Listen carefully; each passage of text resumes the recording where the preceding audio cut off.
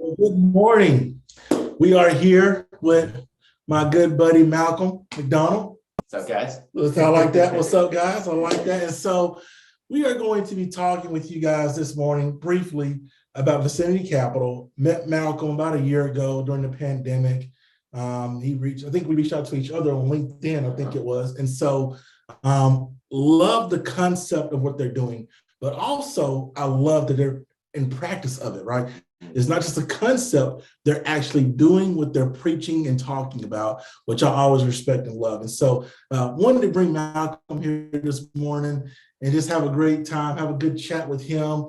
He said fireside chat. I said, we don't have any fireside around, but it's good enough. We still right? chat. We got a printer over in the corner. We got some construction to our left. I'm not going to show you right now, but it's still a good chat and talking with a good guy. In my opinion, a great guy, because he has a passion for small businesses, but also a passion for the community. And so one of the things he mentioned to me earlier is that we're going to take a sneak peek into Vicinity Capital, right? Yeah. And learn about them and learn about what they're doing. But I believe that this program, this organization is key for small businesses across Jefferson County and really across the nation. But our focus is always Alabama, right? That's my passion. Making sure Alabama's not last in everything and first in some things, right? And so. Yeah, absolutely. Well, thank you so much for having me, Jeremy. And I'm excited to talk to you folks too. I know, Jeremy, you're in good hands. Jeremy does fantastic work and the whole organization does. So I'm excited about what he's done with the accelerator and the mentorship and the coaching and all the resources that he's provided. So love to be a small part of that. If there's, there's a fit and I can help wherever we can. So Vicinity is well, I'll talk a little bit about what it is and what it's not. So what it is it's an investment platform where anybody can invest and anybody can raise money. So the old rules were kind of, divided by how much money you had or how much money you earned, the accredited, non-accredited. So back in 2012, Obama passed the Jobs Act that basically, it didn't do away with it, but it opened the door for non-accredited or basically everyday retail investors. Listen, do not try to kill this guy because he said Obama did something. Okay, we're not talking about politics. We're just saying bipartisan. He's just saying Obama did it. All right, don't kill him. Keep going, sir. True that. So Obama signed it. It was some bipartisan legislation. We'll say that. But it was really phenomenal. So he passed that in 2012, and then it really got put into law in 2016. What's called Title III of the Jobs Act. So that's probably more history than anybody cares to hear. What you care about is that anybody in the community, regardless of how much money they make, regardless of what they got in the bank account, can invest in your business, and that's what I get excited about. And anybody that's in the community that needs capital can raise it from their friends, their family, and then their community as an expanded friends and family. So what we always say is, raising from friends and family is great if you got the right friends and the right family. Right. That's number one. Exactly. So, and we'll come back to that because if you're afraid to ask your friends and family, there's a problem with the business anyway. Right. So it's not that you're going off to find strangers, but it's the communities and extended friends and family. So, long story short, that it's investing for everyone and capital raising for everyone. That's why I loved it, right? And I remember I was talking with him on the phone. This is about a year ago. He doesn't know this, but I know this, right?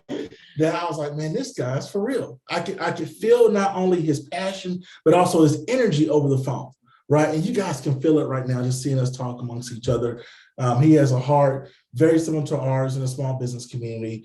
I'm thinking maybe he was a small business owner back in the 1600s that came back again. I'm not sure. Second life. But he's here and we're thankful for that.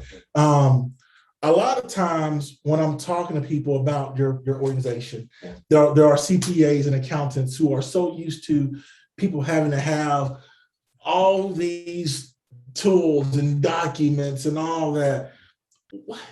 What's the ideal business for your business, right? For your organization, right? Yeah, absolutely. So there's a couple of things that we look for any business that would be a good fit. You know, last thing we want to do is have somebody go through all the work of putting together a raise, because it is work, and I'm honest with people about that. Right. Raising capital is never easy. Vicinity's platform is no exception.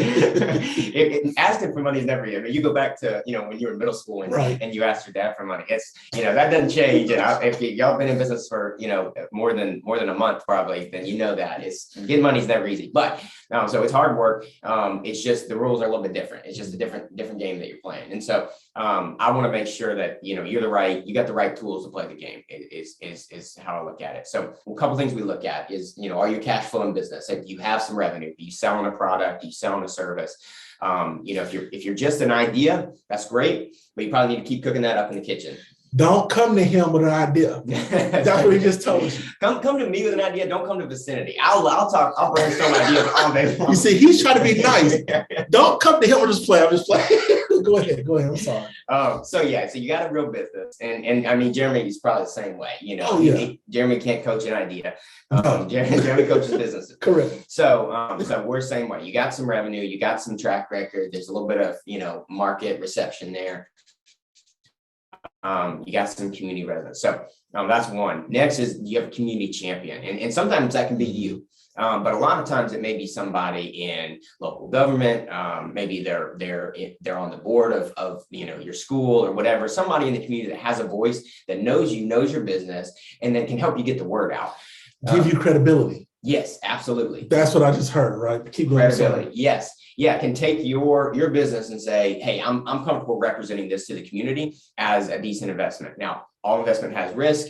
There's no guarantees. A small business is risky. Y'all know that. Right. But somebody that can speak to your character, your drive, your enthusiasm, and your ability and kahunas to go out there and try to make it happen. I love that. So if you got that person, that's got to check too. Okay.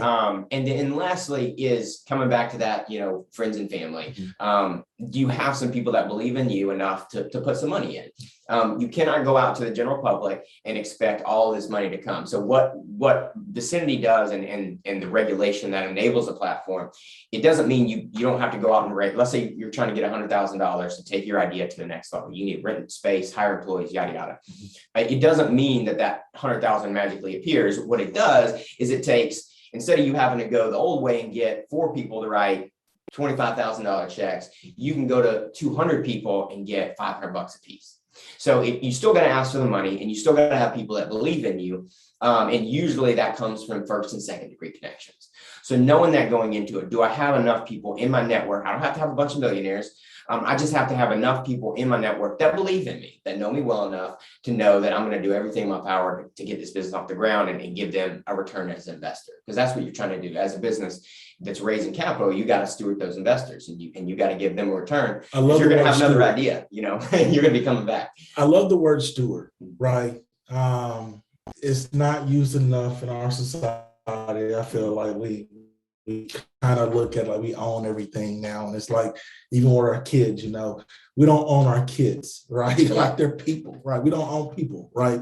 We're stewarding them. Mm-hmm. And the same thing goes with somebody's money.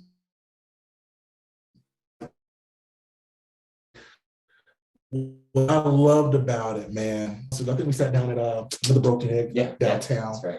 And one of the things I loved about it was your passion. Why are you just so in love with doing this? And why do we need Vicinity Capital, right? Like, because I know it, but sometimes people say, well, do we really need that? Yeah. The reality is, right? But why do you think we need it so much, and why are you so passionate about it? Well, part of the reason I'm so passionate about it is I have a passion for creating things. And so when I see people that are creating things, I just naturally get excited, and I want to be in their corner. I want to see them succeed. So that's really personally for me, that's what gets me really excited. The other half of that coin, though, that people don't talk enough about is, and I forget who said it, but talent is distributed equally, opportunity is not. And so part of what I'm passionate about is saying, hey, the brilliance is out there, particularly in a city like Birmingham. Those entrepreneurs, those hustlers, they're out there. I'm probably talking to a lot of them right now. That's right. And that talent is there, that brilliance is there, but the opportunity, particularly in this case, capital, doesn't always find their way into those businesses.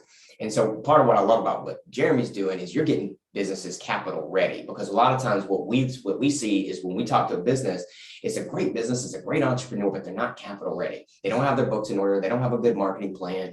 You know, they don't have a growth strategy.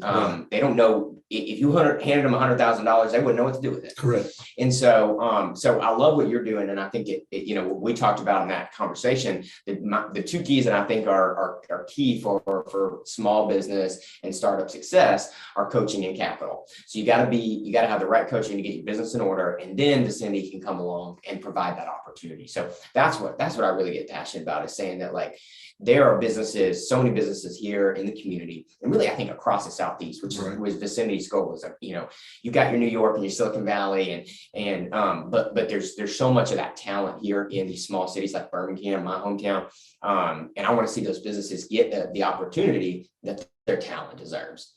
So being that matchmaker is what really gets me excited. Man, thank you so much for the time today. This was a quick video. What I would like to do is almost like a series, right? I think that'd be awesome. I know I'm putting you on the spot right now. That's what I do best, right? Anybody knows me knows that. Go for the Ask on camera. That's right. That's right. And so I love the fact that we can do a series, possibly something on this. 6 videos. Put it out there. What is Vicinity Capital? How does it help small businesses, especially the micro businesses that are out there, right? Because you guys are on the pavement, on the ground, making it happen, but you need revenue to make it happen, right? And this